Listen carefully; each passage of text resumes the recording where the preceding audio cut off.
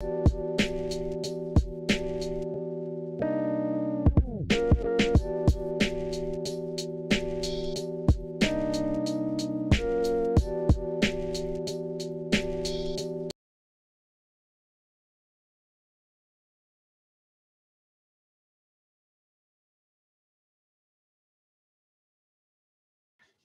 it going, everybody? This is Alex Caceres, and you're listening to Story of the Fight.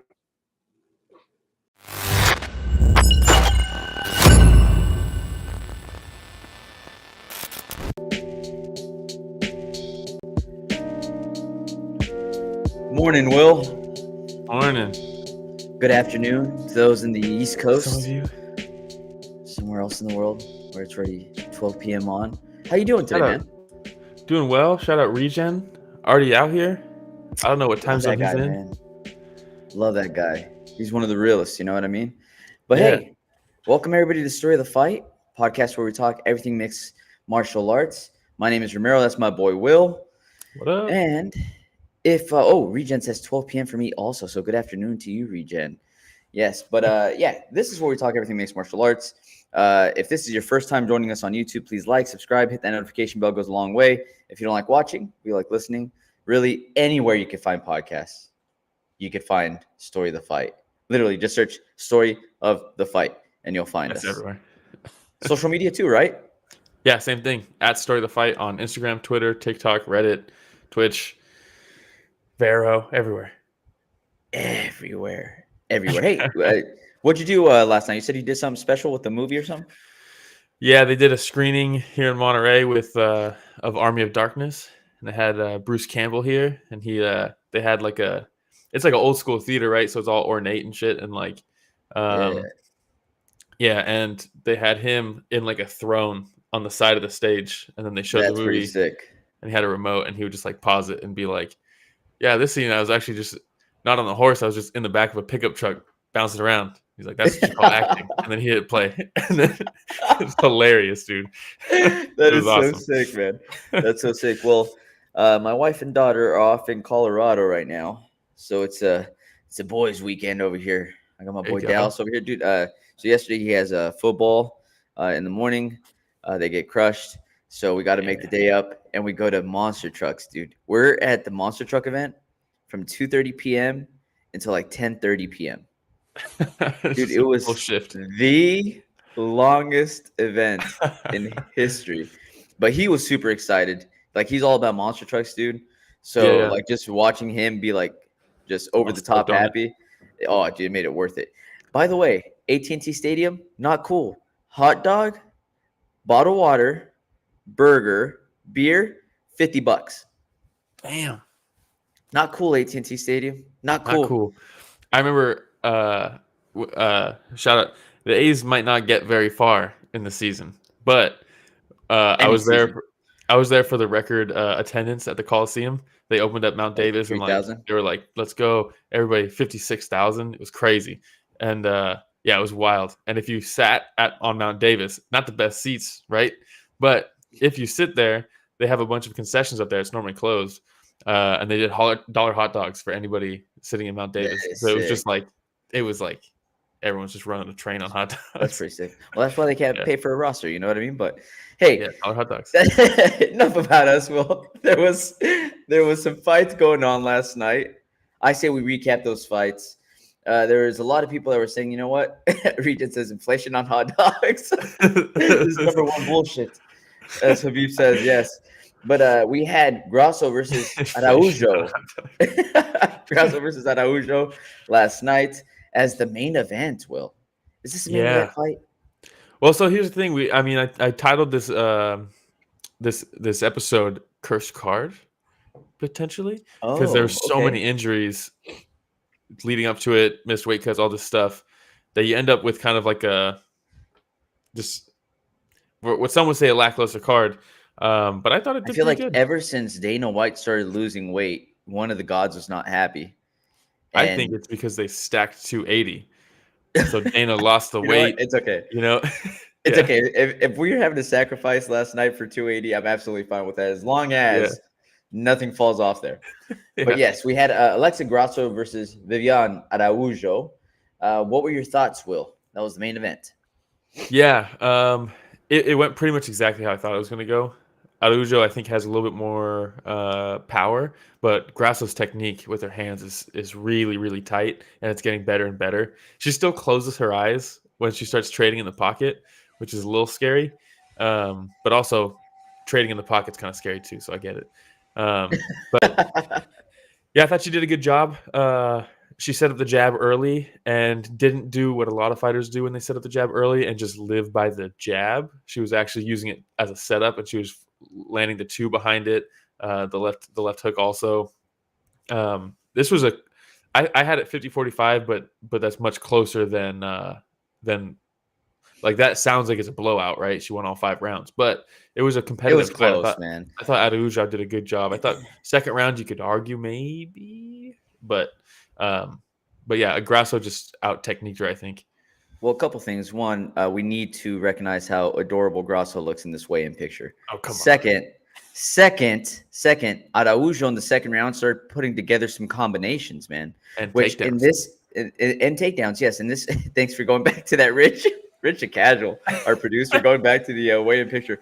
Yes, but Grasso with some phenomenal boxing. That's what she's really known for, right? Yeah. And she's just so technical, man. Mechanically sound, as you say, Will, where when she's throwing a shot, that hand is always staying up to block. Right? One of the hands is always staying up to block. Mm-hmm. Now, Araujo seemed very hesitant to throw anything more than just a jab or just one shot at a time, which she had opportunities. Like right here, you see she actually caught Grasso with a shot, but then where was the follow-up, right? So I feel like it was a lot of like, jab, your turn. Jab, your turn. But then Grasso would be like, bam, bam, bam. That's my turn. Like, oh, it's my turn now? And I think that's where Grasso won this fight. Yeah, definitely. And shout out Regen says, I missed the card, unfortunately, but I'm here for the high-level breakdowns. My guy. That's a ride or die right there. And the hot dog conversations. And the hot dog conversations. But it's perfect. Like you said, I mean, just looking at this picture, look where they're jabbing each other, and look where their other hands are. Yep. Exactly. That's a perfect example. And look at their eyes. Both of them are closing their eyes. Just yeah. Hey, that's what we're here for. Main event fights. You know what I mean? I didn't think it was 50-45 though. No, I had Grasso every round. The second I was like, man, I don't know, because the takedown that Araujo landed, she passed all this stuff on the ground. But once Grasso got up, and the way she got up was awesome. She just she's like, I'm done with this. Threw her over and stood up. And then she started lighting her up. Yeah, she really made her pay for that top control. I thought it was only like 30 seconds, but she landed some good shots. And I was fine with the 49-46. Honestly, like you said, the rounds were still close. The rounds were still competitive. And there was a difference of the peppering from Grasso versus the power shots that Araujo would land. When she would land a power shot, there was a pretty big difference in power. You could tell. It was really evident, but it was an okay fight.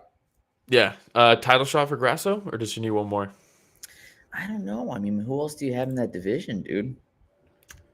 Yeah, Regen says he could rant about hot dogs all day. Same, bro. True story. Last 3 times I've eaten a hot dog, gotten sick. Your boy don't eat hot dogs anymore. My son does. I don't. Yeah, how weird is that? You did yesterday? No, dude, I ate the burger, which, by the way, was the worst burger I've ever had in my life. $50. I can only imagine. Dude, I'm still pissed about it. I'm already getting frustrated. Let's move on. So we have Jessica Andrade, Lauren Murphy, Taila Santos, Kaylin Chukagian, all ahead of Alexa Grasso. Yeah, if you're ranked 5 and you get a win, especially in a kind of a shallower division, you'd think like, oh, that's the title shot. But yeah, I think she should fight someone like Santos or Murphy. Her versus Taila Santos would be a really good fight, actually. Shevchenko has already beat Kaylin Chukagian, right? She's beaten anybody. Let's be real. Did she fight Taila Santos?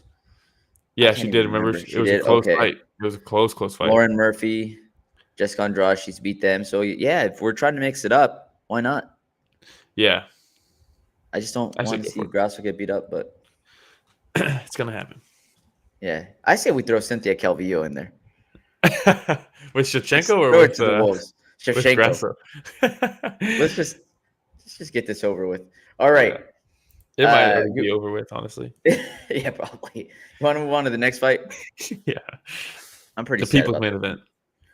Dude, so we have Cub Swanson versus Jonathan Martinez. I picked Cub Swanson in our Pick'em League. I know it was a terrible idea. I know. When I saw it, I was like, man, Ramiro's all in his feels. I am, dude, 100% in my feels. I fucking love Cub Swanson, man. I know. I love Cub Swanson. How could you not? And, sometimes I need to make decisions with my head instead of my heart, Will. Yeah. It's gotten me in trouble before. You know what I mean? And this is one of those where, we have Cub Swanson. He's on the decline. When you have a fighter that's on the decline that is dropping weight, that's usually not a good sign unless it's Jose Aldo. Yeah, that's like the talking point, right? Is like everyone's like, man, this is not a good idea for Cub Swanson to drop down in weight at this point in his career. But Jose Aldo, and then he's the king of Rio. You forget. But he's Jose Aldo. He can he's do that. Rio. He can do whatever the fuck he wants, man. Cub Swanson, not so much. Not so much. He showed some things in this. Yeah, so he did land. He landed a big right uppercut in the second round, a big left hook in the second round that kind of wobbled Martinez. I would have loved to see this fight. Cub Swanson's prime versus this version of Martinez would have been so. I mean, I did enjoy this fight. It didn't seem like it was going to be competitive at all after the first round. But then Cub said, "You know what? Like, I'm not going out that easy." And he started landing some shots in the second. No, Herb told him, "Cub, you're not getting out of this that easy." Yeah. Because, dude, I mean, we've talked about Martinez before. The guy has so many weapons that you just don't know what's coming. I know. You don't know if it's the inside leg kick. You don't know if it's the high kick. You don't know if it's the body kick. You don't know if it's the knee. You don't know if he's throwing the jab or the elbow. Like, I mean, he just keeps you guessing over and over and over again.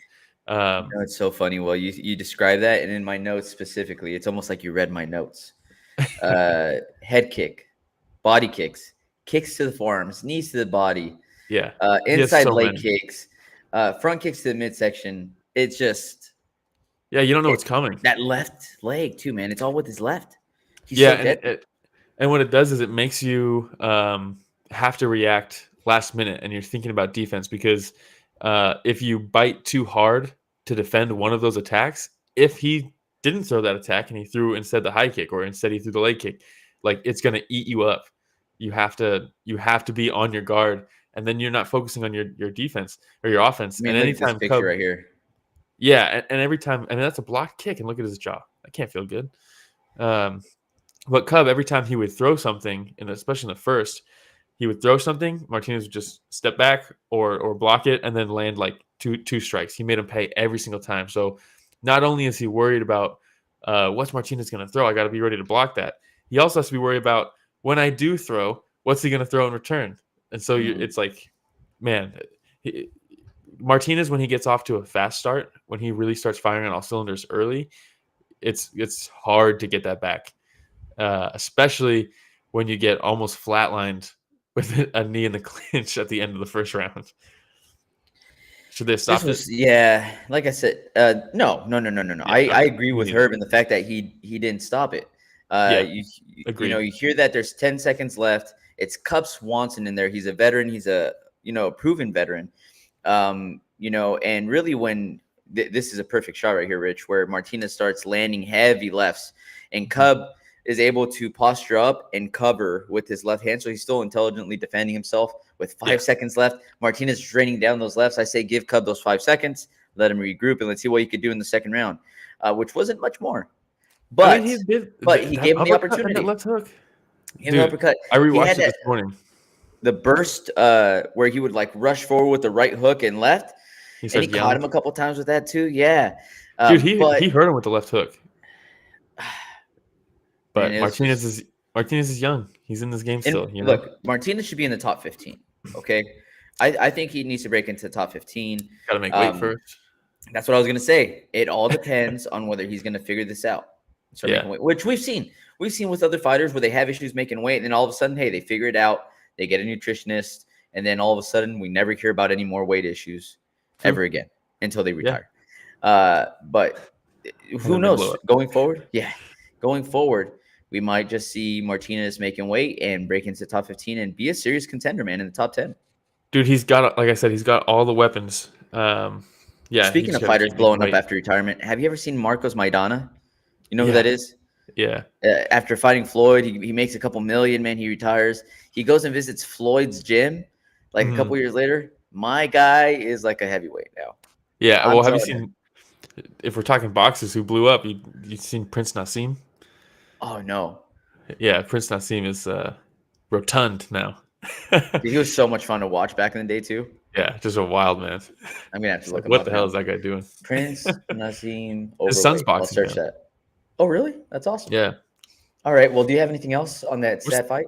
If he's Prince Nassim, what's his son? Mini Prince? Mini Prince? Second in line Prince? What is that? Why not? I don't know. I don't know how the hierarchy works. All right. Yeah. Well, that was so what happens in the second round? Martinez starts landing the inside leg kick because he set up the left high kick the whole time. And he lands probably like 4 in a row and just completely blows out Cub's knee. And then those were really bad, man. The inside leg kicks right by the knee. Yeah. Well, because you can't, like, if you bite. I mean, look what happened with DC, right? Where DC is or John Jones is landing that left or the right kick, I think.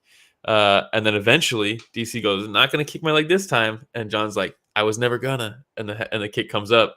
So you can't try to defend those leg kicks too heavy because that left high kick was such a threat, and all of a sudden his knee's torn up because he wasn't defending it. It was bad, man. It was bad. Hey, shout out to Mummify Sumo. Thanks for joining us again. He says Prince will still crush Mayweather. Yeah, I agree. Both literally and figuratively speaking. Especially now. Especially now after the retirement and the weight gains, yes. But the leg kicks were really nasty. He drops them twice where Cub has a great poker face, right? He falls down like he's crouching down thinking about his next move, stands up, gets leg kicked again, crouches down again, and then on that last one where he just kind of does a little twirl and like falls on his side, and I'm like, oh, not good. Oh, well, one thing I noticed too, I rewatched it this morning, like I said, and earlier in that round, Martinez got that takedown, right? And they were in the half guard, I think, and Cub Swanson was kind of doing the lockdown, right, with his legs, and he was kind of grimacing already. So, and I was like, I mean, it's not something that you would pick up on if you don't know the outcome of the fight, right? So on rewatching it, I saw that and I was like, oh, I wonder if the knee was already compromised at that point, because there wasn't a lot of heavy leg kicks up until that point. And you talk about Cub's poker face, it's like usually really good, but he was definitely grimacing on bottom and half guard. And I was like, uh-oh. And then he gets up and then they start landing the leg kicks, and then that's what happens, right? But I wonder if it was already hurt at that point. He was just a savage. I mean, which leg was the one that was that had that ACL tear? I don't know. I remember, Jake Shields, right? Tore it. Yeah. In that grappling competition. I don't know which leg it was. I don't remember. Hey, give me you're not gonna like this. You're not gonna like this. But give me a Martinez versus Frankie Edgar. Why though? What does it tell you? You don't get anything from it. Yes, we do, man. We get him breaking into the top 15. We put him up against a big name like Frankie Edgar. We get more eyeballs on him. We start building the next star wheel by breaking the last one down, okay? Well, what's dude, funny you say that sign me up to work with the UFC, okay? Sign me up, matchmaker, right now. Well, it's funny you say that because Frankie's fighting Gutierrez, who is in Martinez's corner for this fight. He's fighting him for his retirement fight. So Martinez won't get to beat him, but Gutierrez gets a chance. His teammate. At least it's the same gym, huh?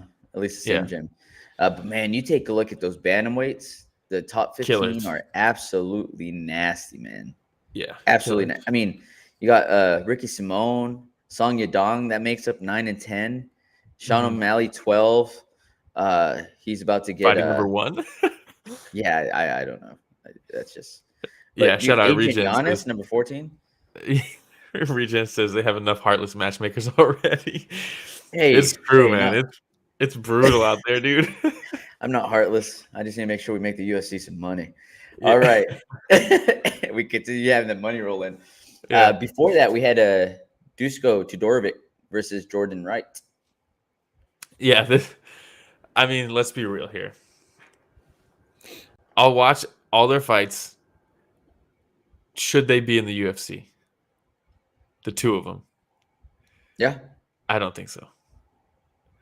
You don't think Todorović should be in the UFC?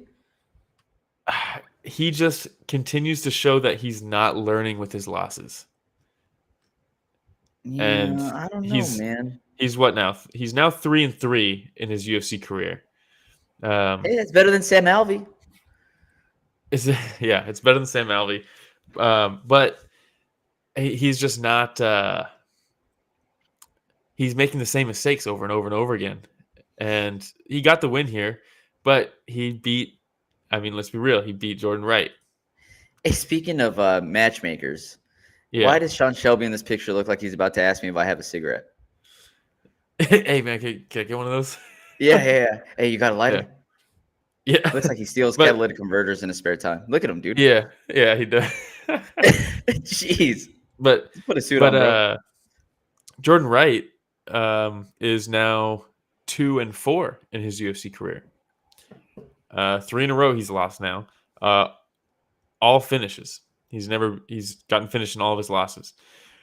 I just don't think. I mean, these guys are guys from the Contender Series, right? Who showed some promise. They're very offensively fun to watch, but I mean, they have absolutely zero defense. And I don't want to shit on them, right? Because they're going in there and this was this one fight of the night. It was a crazy fight, but man, these guys just continue to just get rocked and hurt, and we need these kind of people, Will. We need them. They're what makes part of the UFC fun. All right. So for Regen, who didn't watch this, for example, right? It was really a tale of 2 rounds. Jordan Wright comes out. He's super aggressive that first round. Catches Todorović. And same thing, right? Where we talk about Todorović not learning from his past mistakes. That the head. And I said this too last week when we're talking about Todorovic's fight. This week I said, did he learn to move his head off of that center line at all? No. And the answer is no. He is still and that's what I'm saying. He's not learning from the losses. And I'm like, Todorović, as I'm watching, I'm like, what are you doing? Somebody in this man's corner, let him know that he will get punched repeatedly. Yeah. I lost you on audio somehow. It's because I'm yelling. Yeah. My back. Yeah. Freaking pissed off, man. I'm so frustrated. I seriously get so frustrated because I'm like, bro, he's got power. He's got speed for his size. He's got creative striking. He has no defense. And you need this at this level. But it's fun, Will, and we need it. And we need to watch this. So, but if you need it at this level, then why are we at this level? And if you look at the guys, both of these guys have fought now. It's weird. Like the UFC's done this thing with the Contender Series. They've got these guys in on like these $10,000 contracts, and they're making them all fight each other. And it's like it's almost like a separate organization within the UFC. And it feels like imagine you go to Just Bleed organization. Yeah, it's like a AAA league inside the UFC is what it feels like. It doesn't feel like it's the same. It's like they're mixing in minor leaguers in with these guys. That's a great way to put it. Like a development league and and like why not just do that? I would much rather they just do that than fill the cards up with these guys. And then there's some that like really stand out, right? Like Yanez or like RoboCop. Like these guys do stand out and they get out of that. But I don't really need to be seeing fights that I could be watching on the Contender Series in the UFC. But was it fun? Yeah, it was. Yeah, there you go. It's an entertainment league as well, Will. And I was thoroughly entertained. Now, that first round also included hold on just a second. Yeah. I just want to make sure for anybody that didn't watch the fight, Jordan Wright had a lot of grappling that first round. And then going into the second round, you could see Jordan Wright was taking some deep breaths in the corner. And I think Todorović saw this, and he came out guns a-blazing, nonstop pressure, nonstop shots, man. Such a high output, overwhelming Jordan, catching Jordan with some solid right hooks, left hooks, shots to the body. Dude, he pretty much went all in. Pretty much every punch that Duško threw in that second round looked like this. It landed like this. I don't know how Jordan Wright didn't go out like 3 different times in that round. I mean, he was just standing there getting lit up. Duško was finding a home. Every punch he threw was finding a home. Jordan Wright's got a chin on him. And he came in really good shape. He looked ripped in this fight. Yeah, he did. He looked like he was in really good shape. But yeah. And I want to say, too, the whole thing about the Contender Series League, all this shit. Like, this is the first time I've actually talked about that. So it's not like that's something that, like, that's not a hill I'll die on. You know what I mean? No, for sure, dude. It's just funny. Give me these guys, man. Get them 10K to show, 10K to win. Crazy, get them a $50,000 bonus. You know, hey, at least they got the $50,000 bonus, both of them. Oh yeah, they both did, man, and it was well deserved. Yeah, but it's like it's one of those things. It's like this with the UFC right now. It's a lot of these fights are happening where they end up being exciting, and there's finishes, but it's not really all that interesting as far as the actual like fight, like the combat goes. Like no one's really doing anything that's like, wow, like look at what they just pulled, like what Jonathan Martinez is doing. You know what I mean? Like they're getting finishes on cards. Like I think with the UFC you can. Nah, man. Dude, if they had less events and they actually focused on putting on good events instead of just filling events and getting finishes, because finishes are exciting.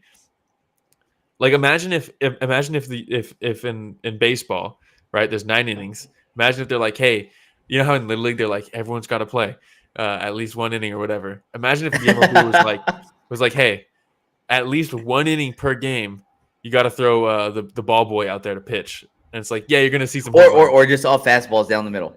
Yeah, like you're gonna see some home runs, but like, what does it mean? That like, it doesn't mean anything, you know. Like there's it means finishes something on these cards. To that kid in the outfield that catches one of those home run balls, Will, that puts it in the glass case and puts it on his shelf. It means something to that kid. And last night, Todorović meant something to me. Okay. Yeah, okay. All right, let's move on to the next one. Speaking of, we were talking. You're saying Todorović probably shouldn't be in the UFC, right? Probably shouldn't be in the UFC. Raphael Assunção reminding everybody what a technical fighter is. Dude, he looked so good. Well, so we had Raphael Assunção versus Victor Henry. How old is Raphael Assunção? Let me find out for you right now. He's 40.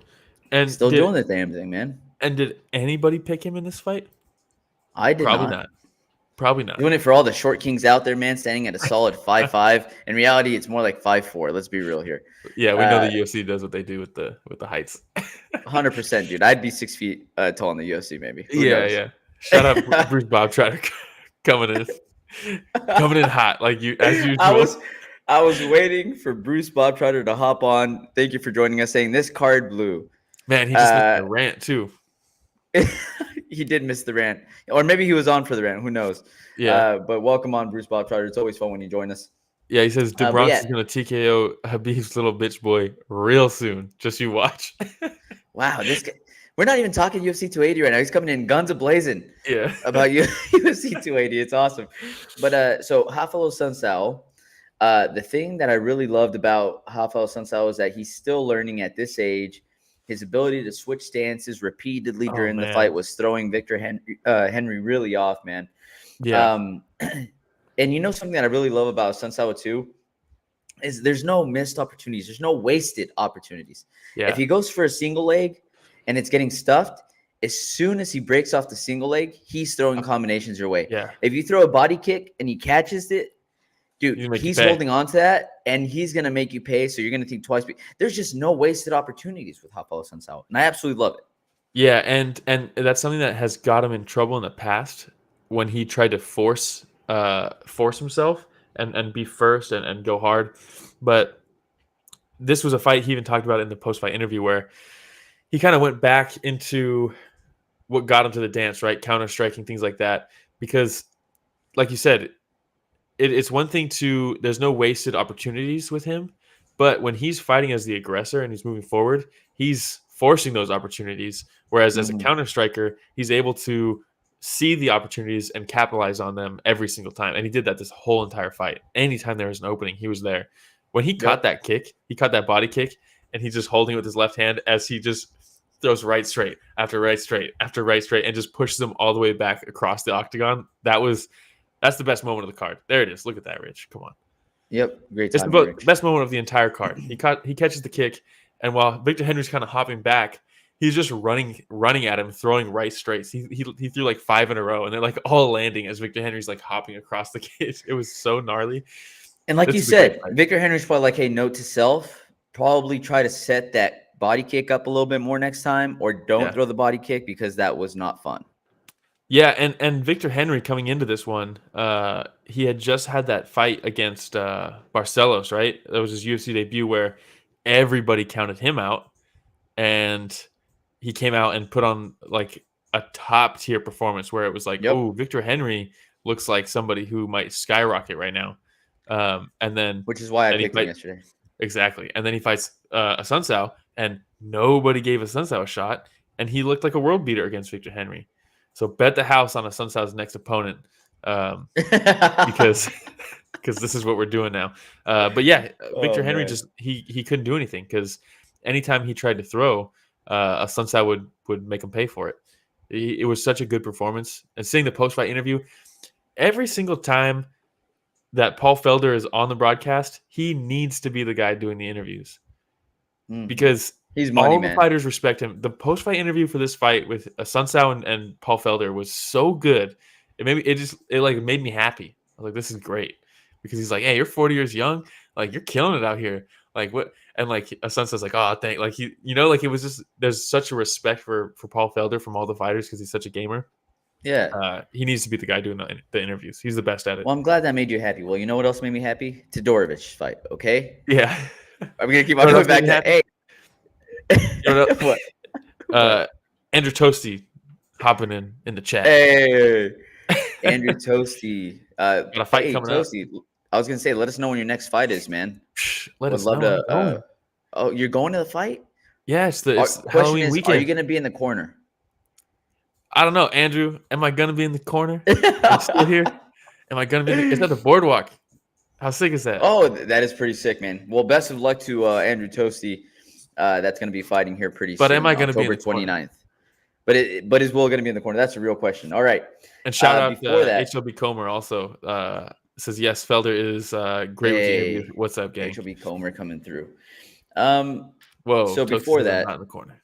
Damn. That's a little heartbreaking. I'm not gonna lie. It's all right. Maybe the next one, Will. Maybe the next one. I'm like, hey man, what do you got to be doing better out there? Oh man, ready? Cirkunov versus Menifield was before this. Cirkunov versus Menifield. This was a quick fight. This went exactly kind of how I thought. Well, I was like, this fight's gonna go one or two ways.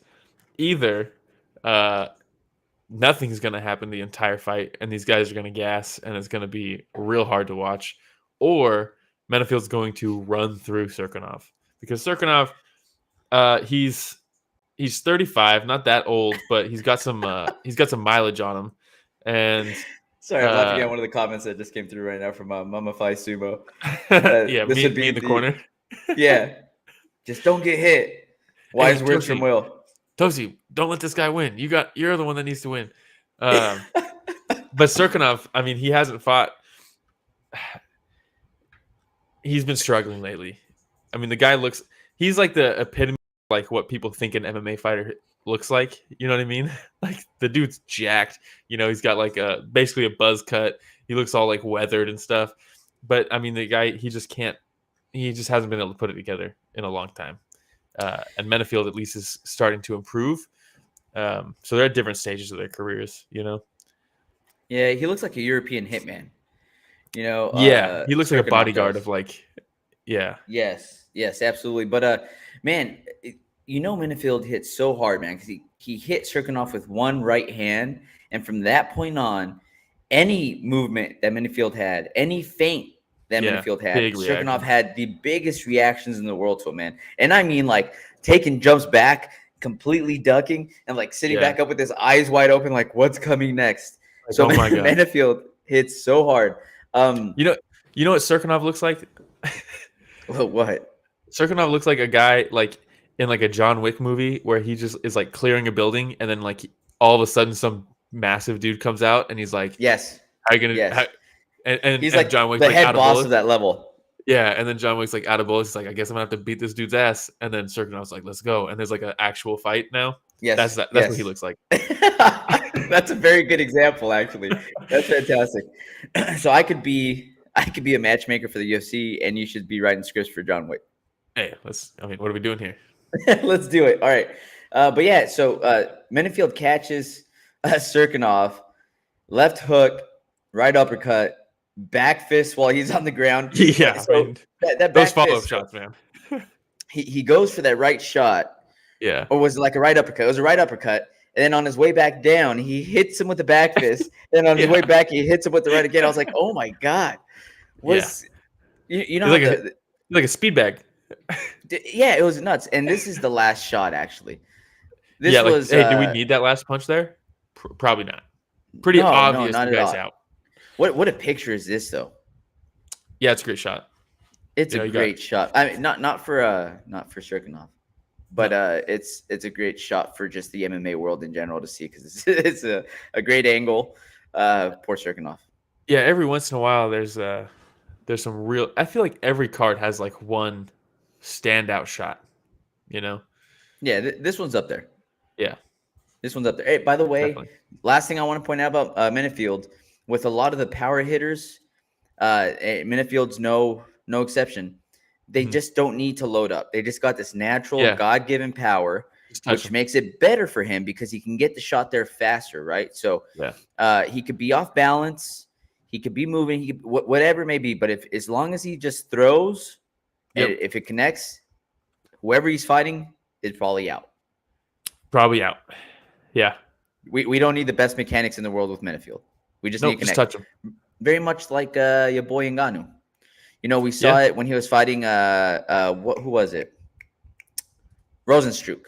When he was fighting Rosenstruck. And he was just coming in all off balance, just running at him. And because he knows, hey, if I just touch him on the chin one time, he's out. In Menifield, I think he has similar power. I'm not saying he's as strong as Ngannou, but I'm saying for his weight division, for his ability to knock people out. Cool. Shout out to another guy who doesn't really have the greatest technique, but it doesn't really matter. Deontay Wilder got a knockout last night. Whatever, slept him, right? Yeah, I mean, like, let's be real. Wilder versus Helenius, like, come on. It's boxing. Yeah. Well, obviously, on to the next one.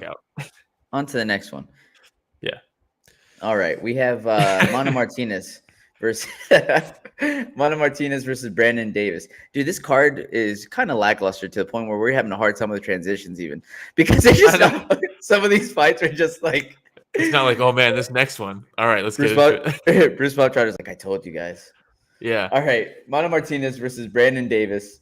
Now, very similar, man. With what Assunção was doing, Mana Martinez was doing a very good job switching stances. The thing that I loved about Mana Martinez, though, is whatever way Brandon Davis was moving would dictate the stance that Mana Martinez was in to make sure that Brandon Davis was circling into his power shot. And also, like Assunção, Brandon Davis just waiting for the shuffles from Mana and just landing that right hand, making him pay. Yeah. And it was a competitive fight. Kind of felt like a sparring match, though, a little bit. The way they were talking with each other, like the entire fight. Smiling back and forth. Yeah. But they cracked each other. Mana has this ability to hurt people at the end of rounds and not get the finish. It seems like every fight he cracks somebody and then that's it. And then the round ends and it wasn't enough. Yeah. He has that spinning back fist that drops Brandon Davis, put him out pretty much. Didn't know where he was, but end of the round, can't do anything with it. Yeah, and I did want to give props to Davis for that because he did make that adjustment, right? Whenever Mana was coming in with the left hook, he was coming in a little wide. So Brandon Davis was just beating him to the punch and coming in with that straight right. And he did that over and over again throughout the entire fight. So, and I think the picture that Rich put up right now is a perfect example here. This is after Mana's throwing one of his hooks there. But of course, coming in around or going straight towards the target, which one's going to land first? Yeah, exactly. And this was a close fight. It was a split decision. I kind of thought Brandon Davis won, but not really mad at the decision. Shout out Bruce Bobtrotter says, John Wayne died a long time ago, bro. Hate to break it to you. He's not going to read your scripts, dummy. But we were talking about John Wick, though. Yeah. John Wick. Yeah. Wick. Yeah. Can you imagine John Wayne with Cirkunov, though? That would have been a movie. Yeah. That would have been a movie. All right. Now, with Mana Martinez, the other thing I want to point out, last thing, and we call it out over and over again whenever he's in the corner, James Krause. Yeah, fantastic. James Krause. He's like, what the fuck are you doing? He's like, stop letting this guy win. Like, what are you doing? That'd be me. Don't let that guy win. Wise words in the corner. Hey, where's for James Krause? Yeah. Toasty, stop messing around out there, Toasty. This is your fight to win. See, I'm ready to go. I'll fly in, Toasty. If you're saying Will cannot corner you, but I can, let me know right now. I'll fly in. Yeah. I'm ready to go. But yeah, Bruce Blocktrotter is saying pick an actor who can fight in real life, though. Ooh, yeah, but Keanu Reeves can though. Maybe because he trains with John Cena, The Rock. John Cena. Yeah, People's elbow. Game over. Keanu Reeves trains with Dave Camarillo. What about he does it. What about Bane? That guy? Tom Hardy. Also Tom Hardy. Also really good at jiu-jitsu. Sylvester Stallone. Yeah. Mummified Sumo saying, like Sylvester Stallone. Yeah, I love it. Got a chin on him. All right. Anything else on the Martinez versus Davis fight? No. Rich, our producer, is probably in the background just shaking his head right now saying this is going off the rails. Yeah. All right. Oh, well. Well, we're going to skip some fights, for time here. We only got 50 minutes left. We want to cover, though, Brito versus Alexander. Yeah, just because Brito, the guy's a tank. He's so explosive. It's like he just came out there and was like, I'm just going to choke you out. Here I come. Yeah. What are you going to do? I mean, so strong. They were talking about the fact that he expends a lot of energy. But you know what? If it's working for him right now, this is what was going on in my head.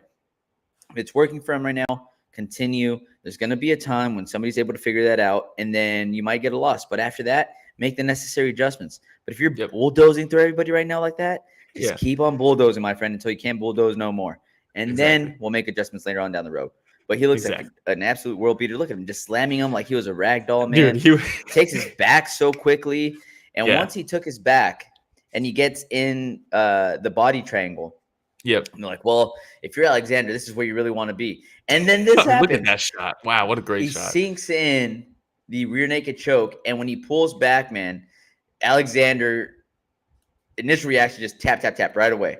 Like as he's falling back, he's like trying to tap with both hands. You know, it was pretty bad, but it was a beautiful finish there. Brito was like pulling him away from the tap. He was trying to tap on himself, and he was like, no. I'm pulling you away from the tap. More time.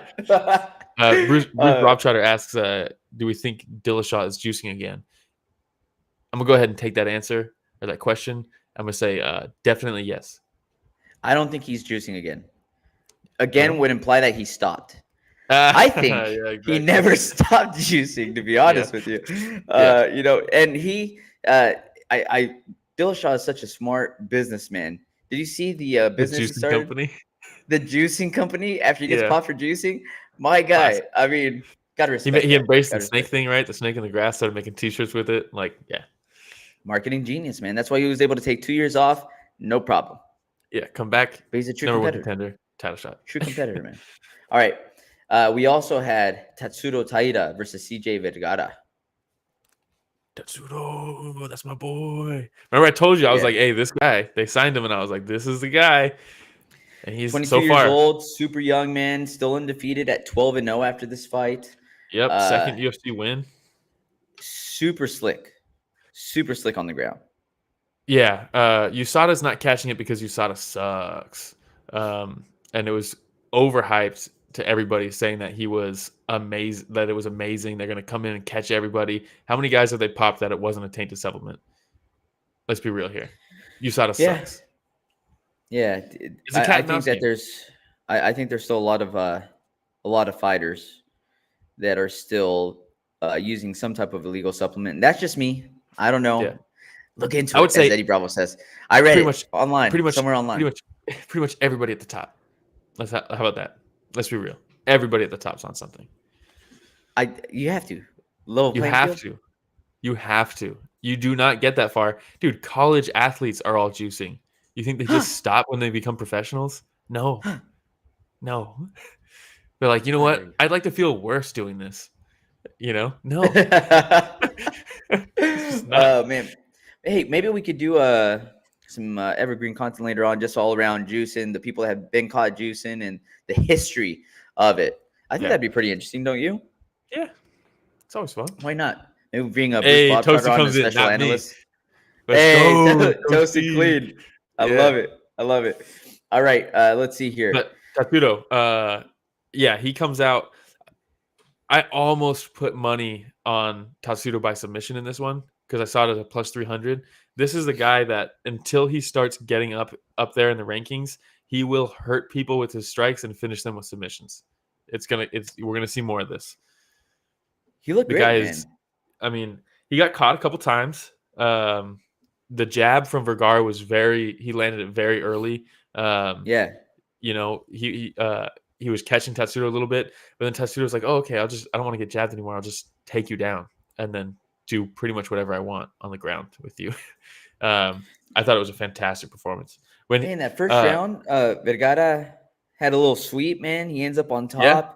He threatens with a head and arm choke. You could see the difference in experience, though, right?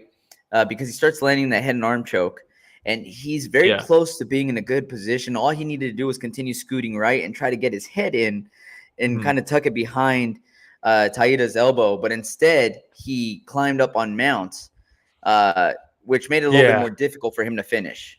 Yeah, I mean, he has more fights than Tatsuro. I think Tatsuro was just defending well, and he realized I'm not getting this choke. I'm gonna at least switch to mount, so I don't. When I lose the choke, I don't just end up in side control. At least I'm in mount. Yeah. I meant the grappling experience, though. I think there's a big difference in grappling experience between the two.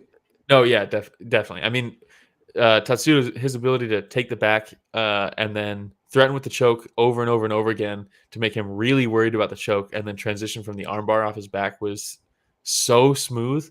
And I was like, oh, Vergara did a good job standing up and stacking him, and maybe he'll pull out of this. And then you see the angle that he got that arm on.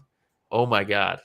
It was like, I was like, oh, it doesn't look like it's in. It might be kind of like getting pulled out a little bit. Hyperextension. And then all of a sudden it's backwards. And I was like, oh my God. That was pretty bad. Brutal. That was pretty bad. All right. And I think, by the way, man, one thing I forgot to mention on the Brito versus Alexander fight. Will, I'm open to people changing. I accept change in people.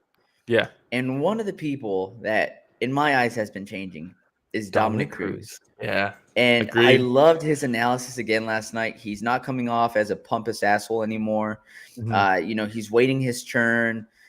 He's not talking down on the other announcers anymore.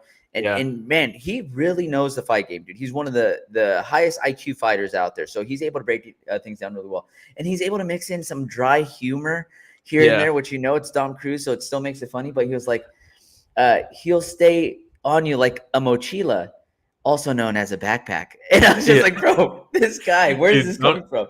Dominic Cruz, when he says one of those jokes like that, you can just picture him like in his own mind, like, got that smiling. It's so funny, man. Yeah, but I'm starting to like Dom Cruz a lot more, man. To the UFC's credit, I think they are very aware of the public response to commentary, because I don't know if you noticed it, but they used to anytime a fight was in the third round or the fifth round, the commentary team's just like, yeah, but then who won this round? And they just go on for a couple minutes at a time talking about who they think is going to win the fight if it goes to the decision. Meanwhile, the fight's happening.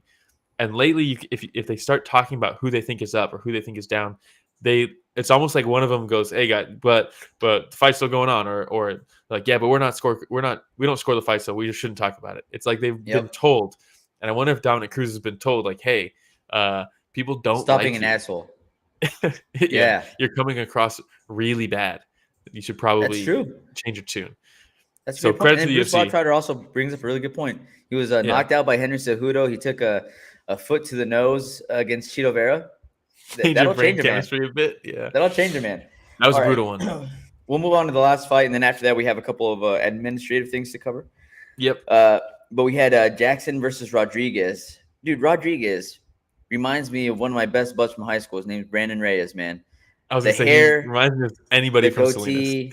Yeah, the hair, the goatee, the body build. Yeah. Just like him, dude. Like, if I were to find a picture of Brandon in high school, I'm going to send it to you because he looked, minus the tattoos on the face. But he looks just like him. But, dude, Rodriguez. Shout out to Monster Tony coming in. Mike Jackson. Hey, not sure Monster Tony is a fan of Mike Jackson, or he's just saying we're going to have to cover what happened to Mike Jackson. I don't think anybody is a fan of Mike Jackson. The guy is maybe, now that Greg Hardy's gone, might be the most unlikable guy in the UFC. Maybe. Who knows? This was satisfying. Rodriguez, he's just hunting him down the entire time. You hear it. That's the picture we cut to right away. Yeah. You hear Rodriguez corner yelling, be patient, be patient. And Rodriguez was a little more patient in this fight. Mm-hmm. And I think it paid off. What were you going to say, though? So, Rodriguez is someone, he came in and fought Jack Della, right, in his last fight. And it was like, what the fuck are we doing? This is crazy because Jack Della is such an accomplished striker. And then, of course, Jack Della knocks him out. But in that fight, I thought Pete Rodriguez looked pretty good for such a mismatch, right? He coming in, I think it was probably his UFC debut against someone like Jack Della. Clearly, the guy's supposed to lose that fight. But he proved that he was tough in it, which is, you got to have that. And his hands are pretty damn good. The way he throws his combos are pretty cool. So going into this, I was like, man, Mike Jackson's about to get murdered by this dude because Mike Jackson really loves to just sit on the fence and be like, oh, check out my slick head movement. I'm going to slip all this stuff. And Pete Rodriguez was just like, I'm just going to keep throwing. You can't slip all of them because, you're not Anderson Silva. And eventually I'm going to catch you. And then eventually he did. And he put his lights out. And so Bruce Bottrotter's wondering why Mike is one of the most hated people in MMA. Can you go through and explain? Okay, here we go. So he comes in.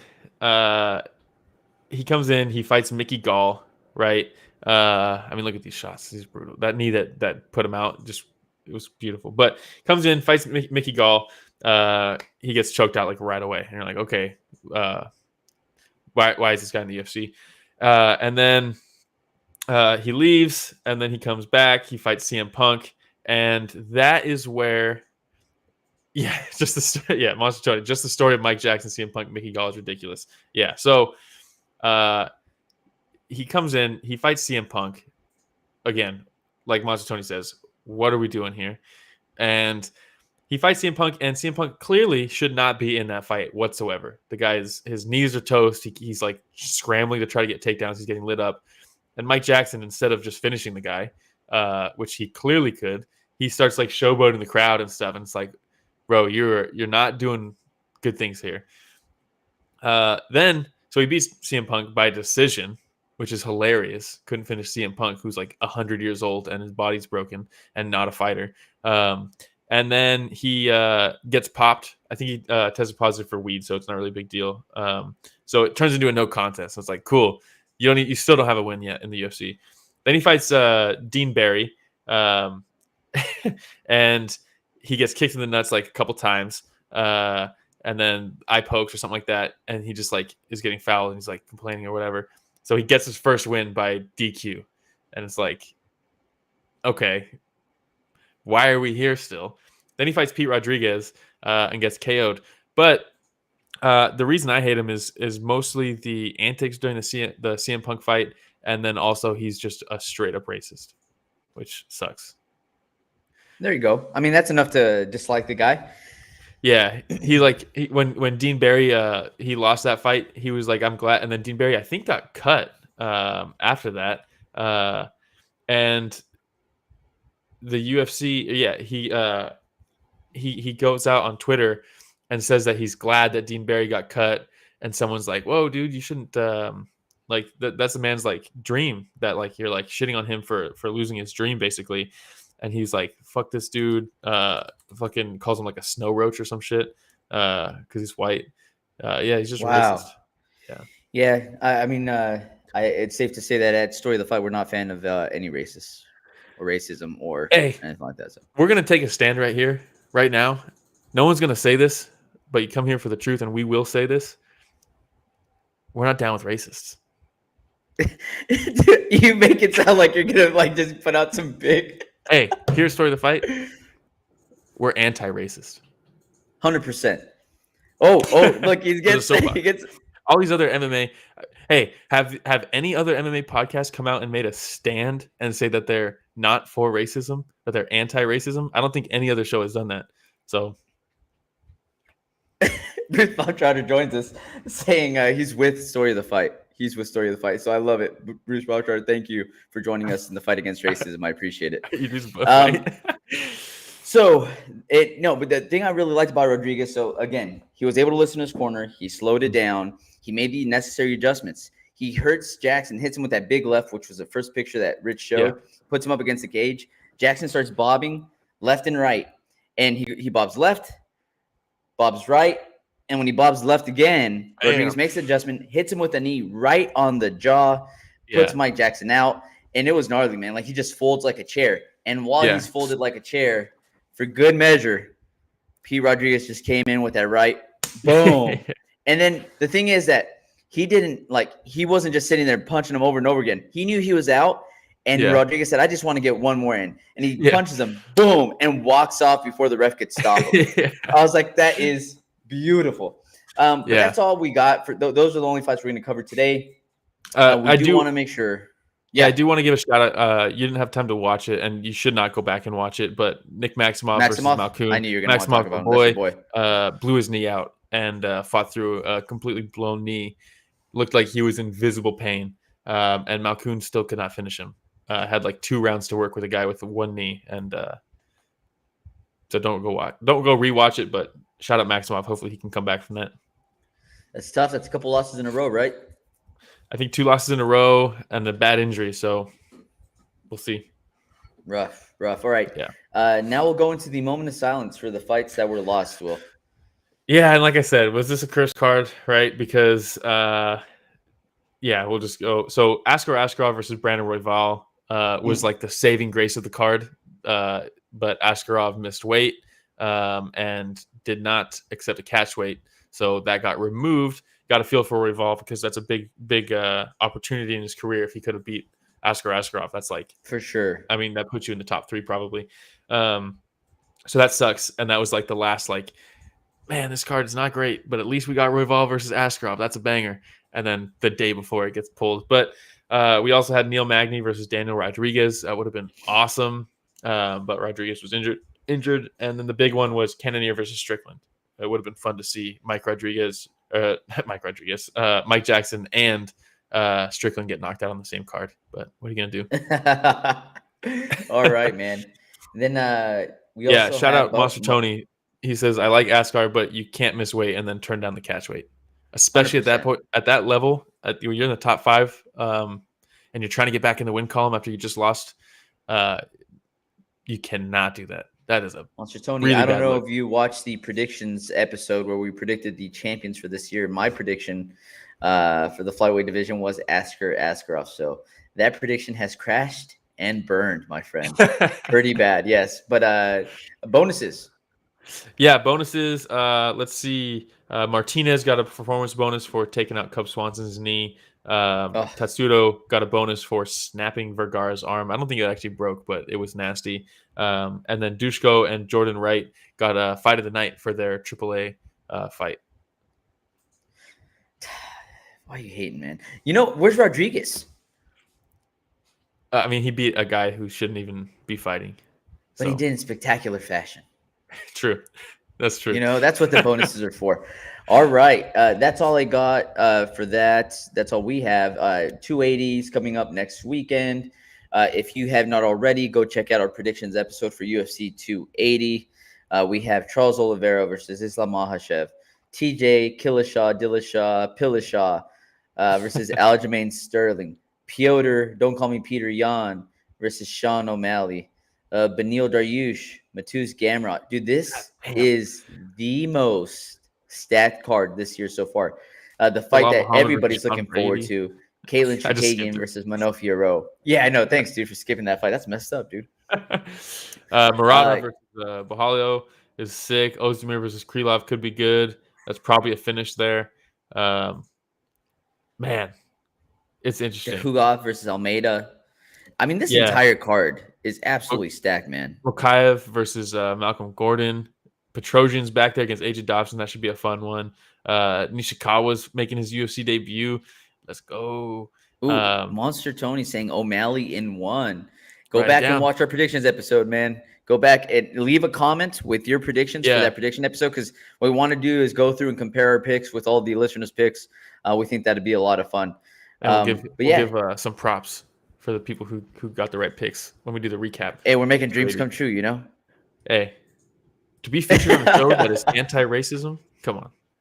100%. 100%. Yeah. All also, ONE FC on Prime is also that same weekend, and John Lineker is fighting. It's going to be a good one. Nice. Nice. All right. Well, Will, do you have anything else? No, I do not. Before we go, I do want to give a shout out to, let's see here, everybody that was on Regen, always joining us. Mummify Sumo, Bruce Bobtrotter, Toasty graced us with his presence today. Thank you. He has a fight on the 29th in Santa Cruz, California. HLB Comer coming through as well. So much fun whenever we have a lot of people join us. Monster Tony joining us also. Just thank you, everybody, for joining us. And if this is your first time joining us, please partake in the conversations. Like, subscribe, hit the notification bell. You can also catch us on Spotify, Breaker, Podcast, Radio Public, Google Podcasts, Anchor FM, Apple Podcasts, anywhere podcasts are found, and then social media as well. Yes, at Stir the Fight on Instagram, Twitter, TikTok, Reddit, Twitch, everywhere. Twitch, what was that other one? The Venmo, something like that. Catch us on That's Venmo how old I if you am. want to send us some money. That's hilarious. And in case everybody didn't know, this podcast is produced by Richard Bustos, Rich the Casual. Always doing a great job in the background. That's all I got. Thank you, everybody, for joining us for another week of Story of the Fight.